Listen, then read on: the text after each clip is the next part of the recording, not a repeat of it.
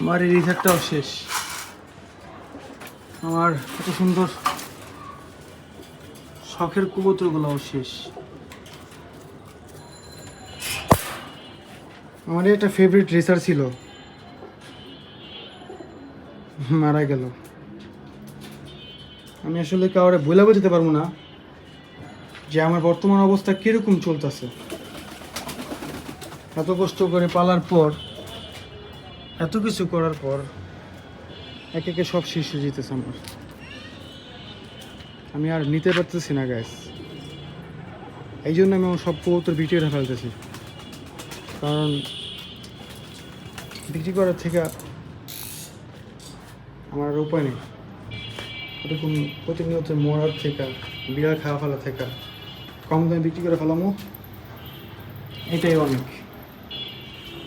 কিচ্ছু করার নেই আমার।